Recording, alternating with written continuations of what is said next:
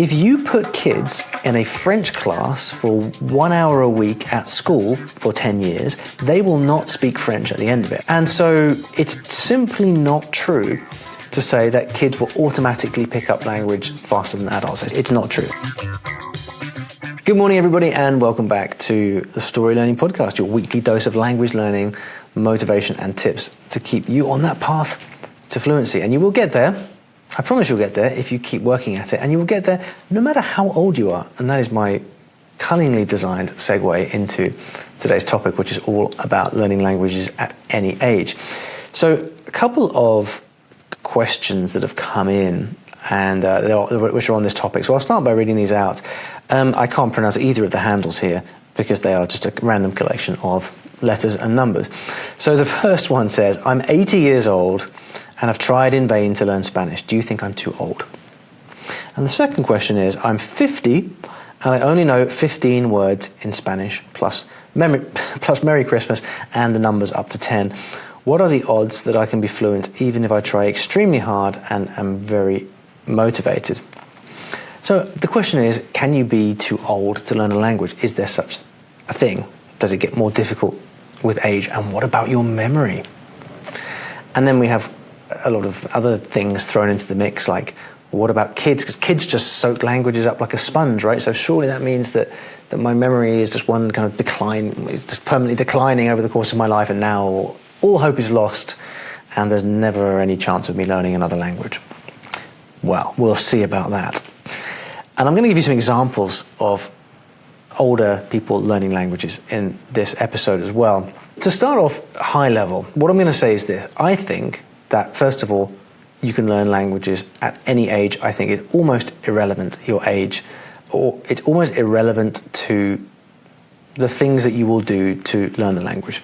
I think it's been and I mean this in the kindest possible way, whenever I have conversations with people who begin by saying, I think I'm too old to learn a language, more often than not, they are defaulting to blaming their age for what is actually an ineffective approach to learning. Okay, so I could be speaking to someone who's 80 years old who's saying, I'm struggling to learn Spanish because I'm too old.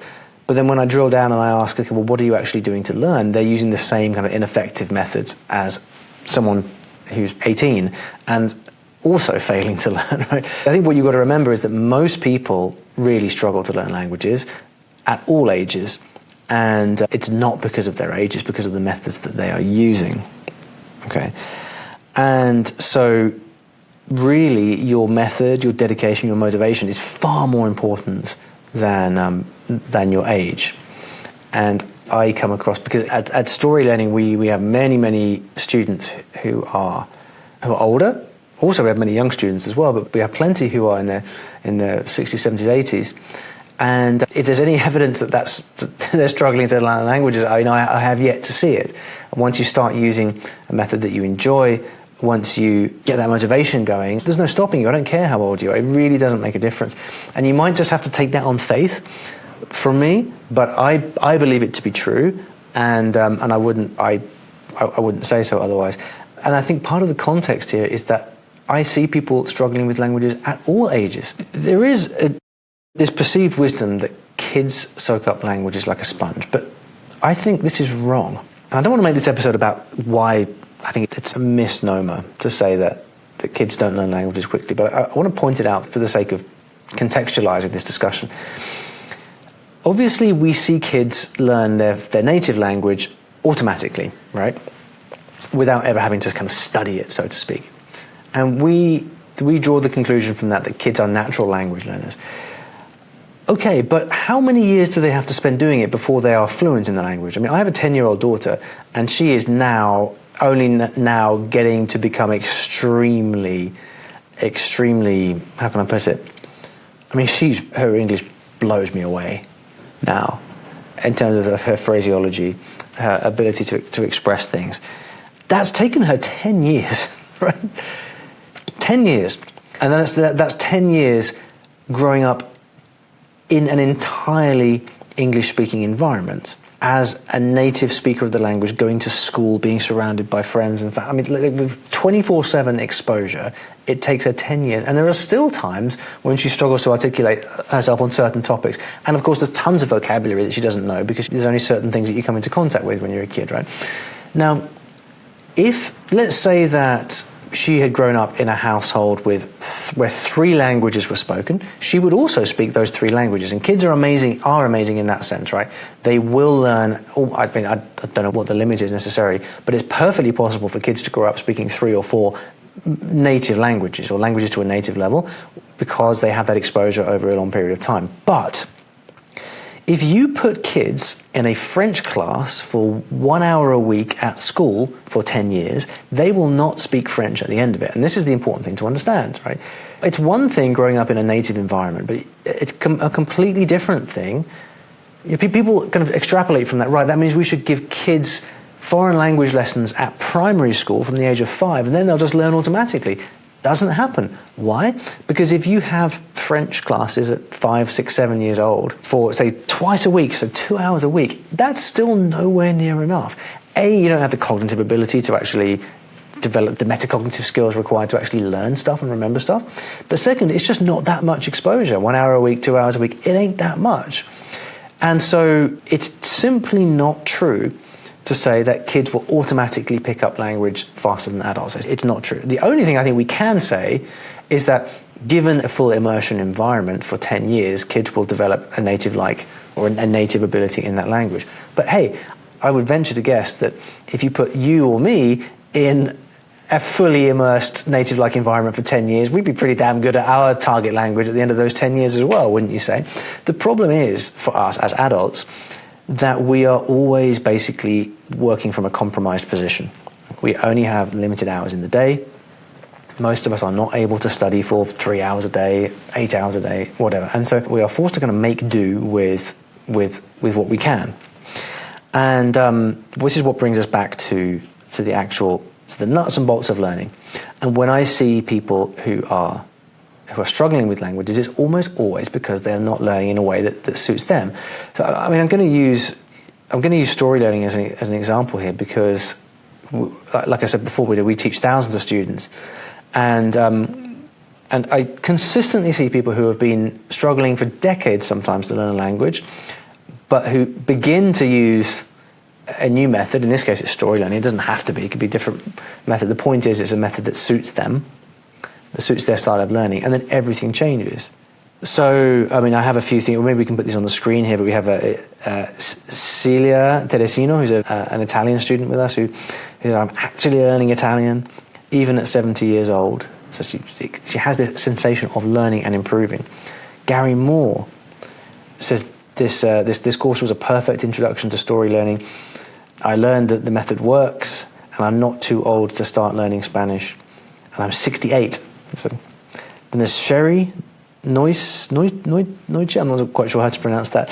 I had a slow start because I don't have computer skills or a printer, but so far I'm loving this program, and I now believe, though I'm 68, I can and will learn to speak Spanish. So again, I'm pulling these out because what you see, the thread you see here is one of motivation and belief. And once you start to believe these things, that's when you're gonna, motivation begets motivation. You're gonna try harder. You're gonna spend more time.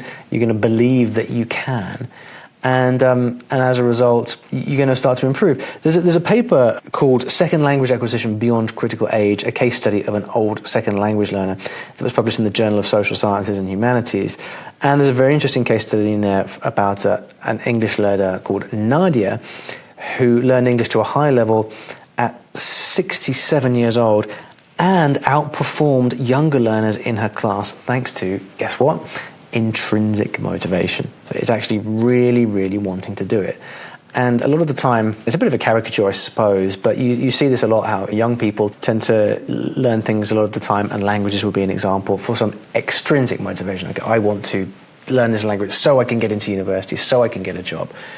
But I think, as someone now who is older than I once was, I'm beginning to value much more things that I am intrinsically motivated about. Stuff that I feel that I really enjoy now. I don't take that for granted because I know what it's like to to work really hard on things that I don't enjoy. And so when I find myself intrinsically motivated to do something, I really deeply appreciate that. One of the big things, if you are an older learner, one of the big things to remember, I think, is that you have a huge amount of wisdom and lived experience from the many years that you've lived that can bring you tremendous advantages when it comes to language learning. So much of this comes down to belief. A huge amount of it comes down to actually method and having the kind of mentorship and guidance about how to actually set about learning. A lot of it comes down to community as well and meeting others. It can be your environment, which is why, at StoryLearning we have our VIP coaching program in particular, which seeks to do this. It seeks to create accountability so that you're actually turning up and learning, but also this environment of other learners. Because when we're surrounded by people working on a similar thing to us, that can motivate us to do better as well. I play a lot of tennis these days. One of the reasons I play a lot of tennis is because I love the social aspect of it. In many ways, it beats sitting at home playing the piano by myself, although I love that too. So anyway, I think really, like with so many things, if you start to ask the question, what are the natural advantages that I have as a human being, given it everything that we know about me, my age, my experience, how can I bring that to bear? And if you can bring that passion, if you can bring that study skills that you might have that teenagers these days don't have, an attention span that still exists and hasn't been wiped out by social media, all these things you can bring to bear on the learning process, and you can absolutely learn. And you can quote me on that. But look, whatever your age, I think the same things apply, the same advice for language learning applies. And so some general guidance here for you in no particular order would be, first of all, use interesting material. As my buddy Luca says, interest trumps everything. If you're interested in something, you're gonna use it, you're gonna get value. So use interesting material. If you don't like your study material, chuck it in the bin and get something else. Next, routine and consistency. Consistency trumps everything else, including interesting material, I think. So you do it every day and you have a routine. Next is to get input at your level. So don't go off and read War and Peace. Read something that is at your level that you can actually understand. You should be reading things where you can understand 95% of it already, because that's how you learn the remaining 5-10% that you don't know yet. Right? Next is to speak. If you want to get confident at speaking, you don't wait until you feel you're ready. You start speaking now, because you get confident at speaking by, guess what? Speaking. Next is to learn how you learn best. Right? So if you know that you learn best in a certain way, figure that out and then pursue that, because then you're in control of your learning. And then lastly is getting clear on your why. Right? So understand why you're learning this language. Is it because you want to compete with other language learners on YouTube or whatever? I hope not. Or is it because actually you're doing this because it makes you a better person to learn about other cultures? I mean, so much of why I learn languages is about that. It's about being able to communicate with people. And once I realized that what I'm really looking for is to communicate with people and to have that experience with other humans, it stops mattering so much if I make a mistake in my grammar. So anyway, hopefully you get my general sentiment on this. One thing that should be clear from this is that goals and actually having something to aim for is really important. And if you'd like some support with this, you might like to download my language goal planner, which is completely free. You can get a copy and there's a link in the description, and you can download that. You can print it off, and then you can use that. And what this goal planner will help you do is think about your goals and help you stay consistent in your learning with a routine that actually impacts your learning. It's all about setting goals, tracking your progress, sticking to them, and this language goal planner will help you do exactly that. Again, you'll find a link in the description. And that's it for today. I'll see you back in the next episode of the StoryLearning podcast. Take care.